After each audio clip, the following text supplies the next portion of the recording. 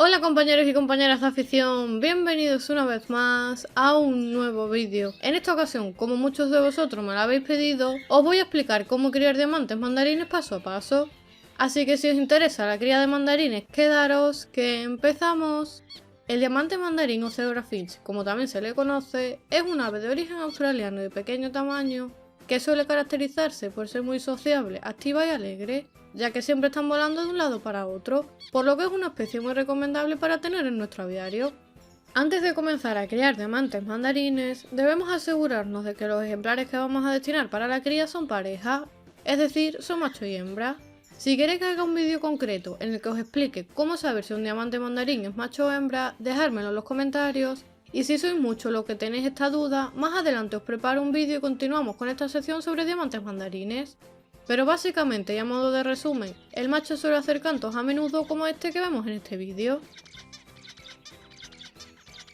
De la misma forma, el macho suele tener también estos pequeños coloretes, el cebreado de la zona del pecho y los flancos de color marrón con lunares, aunque esto depende mucho de las mutaciones o de los colores del diamante mandarín.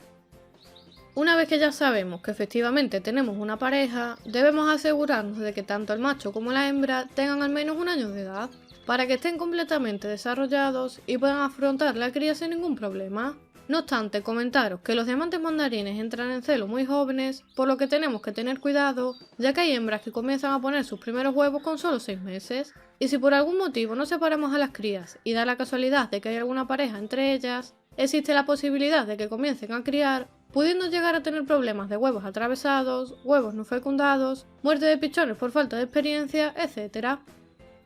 Por este motivo os recomiendo que una vez que sepáis cuáles son machos y cuáles son hembras, los separéis, ya que a pesar de que los diamantes mandarines son aves que pueden criar y reproducirse durante todo el año, esto no es nada recomendable, ya que después de la cría necesitan descansar y recuperarse del desgaste que ésta les produce. Lo ideal es criar con una pareja en la que los dos miembros tengan al menos un año de edad para que estén completamente maduros y desarrollados sexualmente, y especialmente en el caso de las hembras. Durante la temporada es recomendable criar unas 2 o 3 veces como máximo en función del estado de la pareja, para que les dé tiempo a recuperarse del desgaste producido durante la cría y hagan una buena muda.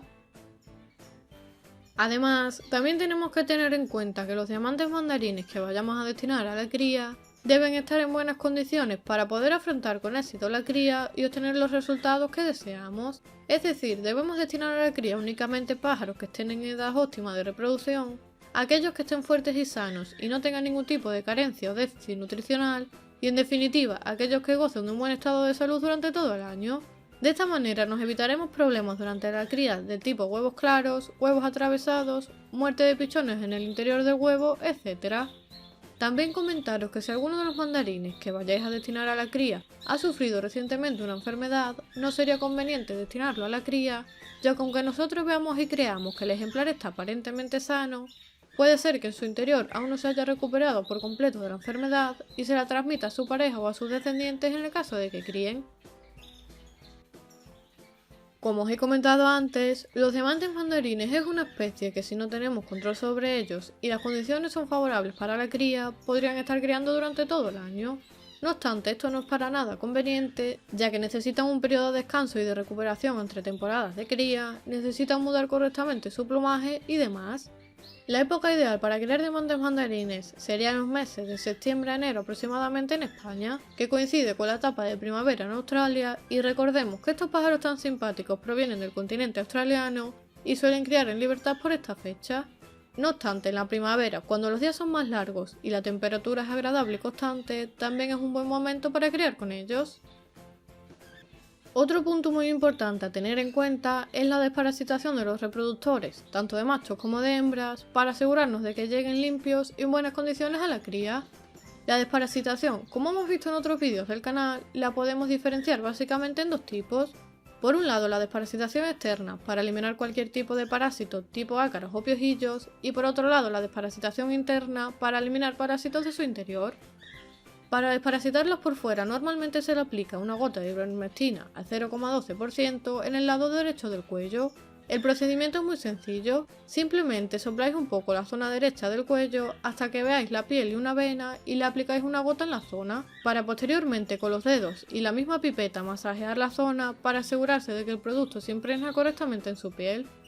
En el mercado se pueden conseguir fácilmente este tipo de insecticidas especiales para aves, pero si por algún motivo no podéis conseguirlo, por aquí arriba y en los comentarios del vídeo os dejo un enlace a otro vídeo del canal donde os explico cómo preparar vosotros mismos un insecticida casero para todo tipo de aves en cautividad. Y para desparasitarlos por dentro podemos utilizar también productos específicos para aves que podemos encontrar en tiendas de animales e incluso en algunas farmacias. La mayoría están formados por levamisol, que es un componente que actúa contra algunos parásitos internos que afectan negativamente a la cría. También os comento que si por algún motivo no podéis o no queréis adquirir este tipo de producto, podéis utilizar algunos remedios naturales que aunque no son tan efectivos os pueden ayudar, como sería el caso del ajo o del vinagre de manzana. Por aquí arriba y también en los comentarios os dejo el enlace a ambos vídeos por si os interesa saber cómo utilizarlos, qué cantidad y durante cuánto tiempo. En lo referente a la alimentación, ya sabéis que es muy importante cuidar la alimentación que le ofrecemos a los diamantes mandarines durante todo el año, independientemente del periodo de cría, por lo que siempre intentad aportarles a vuestros diamantes mandarines una buena mixtura compuesta por semillas de buena calidad y limpias, que esté bien balanceada en cuanto al porcentaje de semillas ligeras y grasas, y aseguraros de ofrecerles al menos una vez por semana o dos una pequeña ración de frutas y verduras que junto con algunos complementos tipo pasta de cría, gris o hueso de jibia conseguirán completar su alimentación. En especial en lo referente a la cría, es muy interesante realizar aportes de semillas germinadas e incluso algún tipo de proteína de origen animal, ya que en libertad, en época de reproducción, aparte de alimentarse de semillas y algunas frutas y verduras que están a su alcance, también suelen buscar pequeños brotes de plantas y algunos pequeños insectos con el que cebar a sus crías, por lo que si tenéis tiempo y podéis, sería muy interesante realizar aportes periódicos de semillas germinadas junto con la pasta de cría y de algunos gusanos tipo Tenebrium molitor. Y por supuesto, en meses próximos a la cría y la propia cría, hacer aportes de calcio y fósforo que permitan la correcta formación de los huevos y que favorezcan la puesta, evitando así el típico problema de huevos de tela o de goma o los huevos atravesados. En el mercado podéis encontrar suplementos a base de calcio y fósforo, pero si queréis hacerlo de manera natural, pues podéis utilizar las propias cáscaras de los huevos de gallina, habiéndolos tratado previamente para eliminar cualquier tipo de virus o bacteria que pudiera estar alojado en su cáscara. Este proceso es muy sencillo y fácil, y si alguno de vosotros no lo sabéis, pues también os dejo el enlace al vídeo debajo en los comentarios para que lo podáis ver. Aparte, como digo, de las cáscaras de huevo, también podéis utilizar el hueso de jibia, que ya sabéis que es una fuente importante de minerales, que además de favorecer la correcta formación de los huevos, también contribuye a mantener sus picos en buen estado. O el grit, que como vimos en vídeos anteriores, era muy importante, tanto por el aporte de minerales como para la correcta asimilación de todos los nutrientes de los alimentos que le ponemos con regularidad.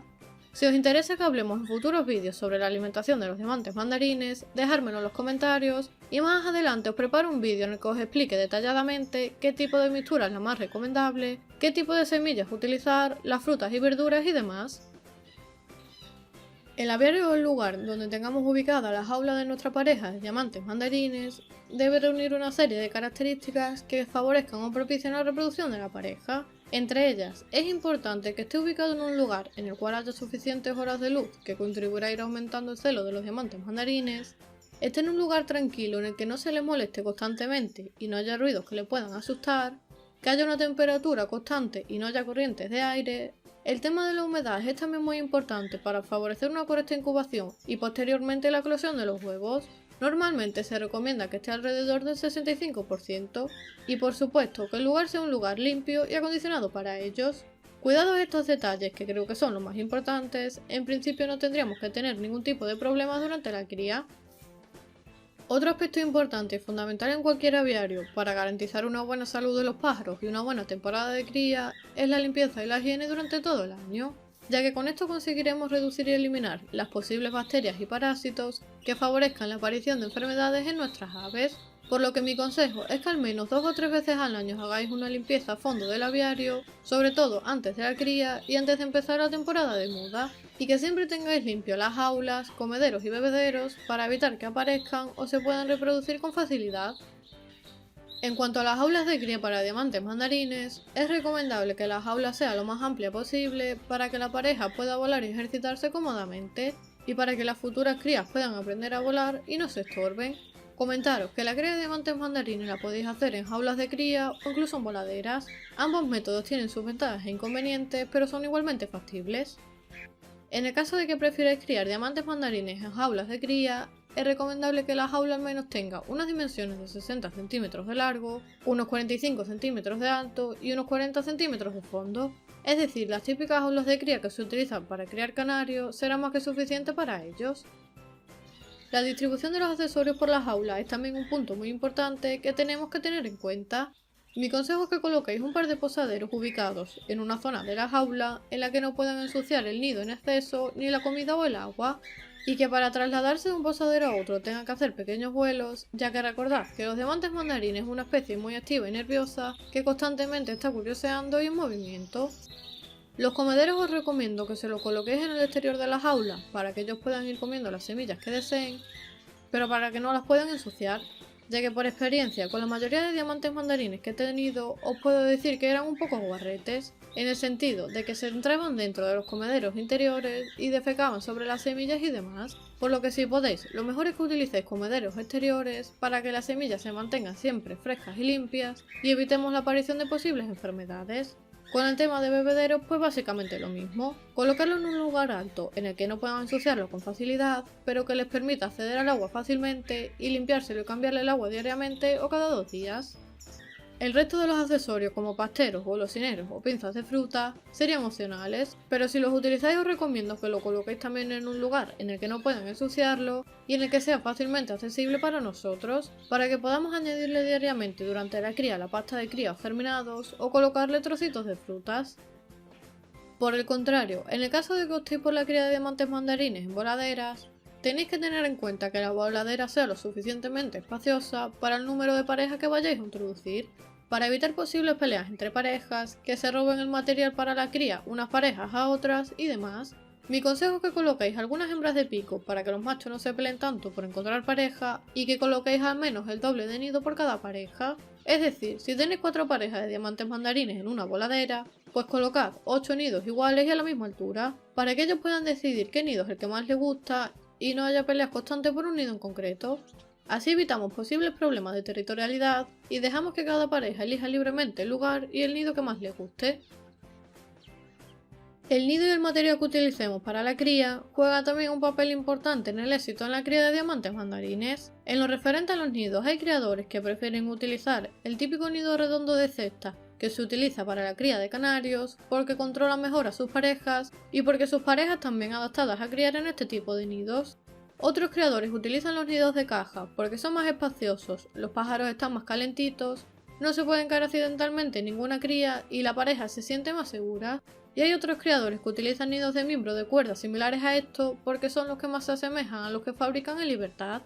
Como veis, podéis utilizar multitud de nidos para criar diamantes mandarines, pero mi consejo es que probéis cuál es el que más le gusta y mejor se adapta a vuestra pareja de diamantes mandarines. En mi caso, y tras probar con varias parejas de diamantes mandarines, casi todos se decantan por este tipo de nidos en forma de cúpula que les fabrico yo misma, porque se sienten tranquilos y seguros, las crías y los huevos se mantienen con una buena temperatura y sobre todo porque cuando están incubando pueden controlar lo que sucede en el aviario. Si os gusta el nido y queréis que en próximos vídeos explique cómo hacerlos, dejármelo en los comentarios y sin problema os fabrico un nido y os grabo todo el proceso para que podáis hacerlo vosotros mismos en casa.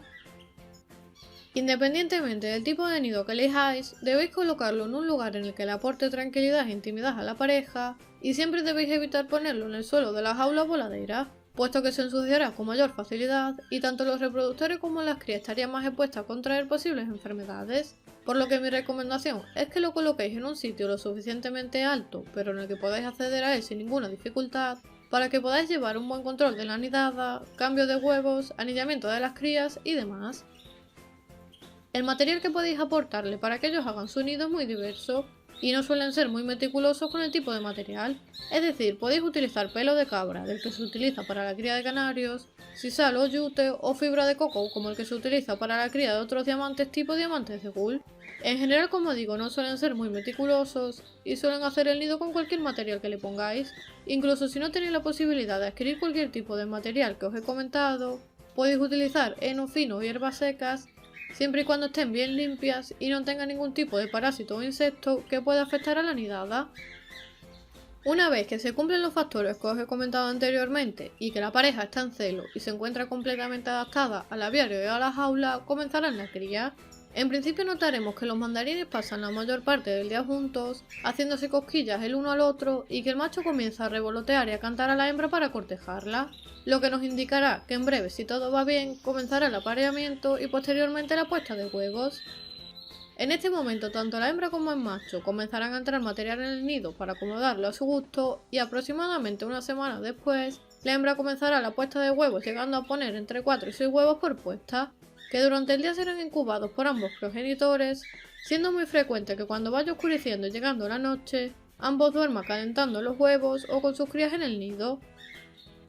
Pasados unos 5 o 6 días desde el comienzo de la incubación, podremos comprobar si los huevos son fértiles o no, simplemente teniendo mucho cuidado y con un ovoscopio a la linterna del móvil. Finalmente, en el caso de que los huevos estén fecundados y la incubación haya ido correctamente, los pichones comenzarán a nacer aproximadamente a los 13 o 15 días desde que la hembra comenzó a incubar los huevos, por lo que si no hemos cambiado los huevos y se los hemos dejado conforme la hembra los ha ido poniendo, es normal que algunos pichones nazcan antes que otros y que pueda haber diferencia de tamaño entre las crías. Si notáis que hay algunos pichones mucho más grandes en el nido, podéis colocar un huevo de plástico en el fondo para que los pichones más pequeños no puedan ser aplastados y puedan pedir comida a sus padres con comodidad. Por último, una vez transcurridos 35 o 40 días desde su nacimiento y dependiendo de la alimentación y del desarrollo de los pichones, podremos separar a los pichones de sus padres, ya que estos habrán aprendido a comer perfectamente por sí solos. No obstante, como siempre os digo, estas fechas son orientativas, ya que cada nidada de cada pichón evoluciona de una manera diferente, pudiendo algunos aprender a comer antes de los 35 días y otros que necesiten un poquito más de tiempo. Un truco para que aprendan todos a comer a la vez y para que lo hagan más rápido es colocar un comedero interior con algunas semillas apetecibles para ellos, para que puedan ir viendo a sus padres pelar las semillas y para que vayan aprendiendo por imitación. También podéis utilizar Panizón Rama, que es una semilla que les encanta y que además es fácil de pelar y con la que disfrutan jugueteando y posados en sus ramas. Espero que el vídeo te haya servido y te haya gustado. Si es así, no te olvides de compartirlo con tus compañeros por tus redes sociales y grupos de WhatsApp para ayudarnos entre todos. Si no estás suscrito al canal, lo puedes hacer gratis pulsando el botón rojo que aparece por aquí para que recibas nuevos vídeos. Por aquí te dejo también un vídeo muy interesante y como siempre les espero en el próximo vídeo.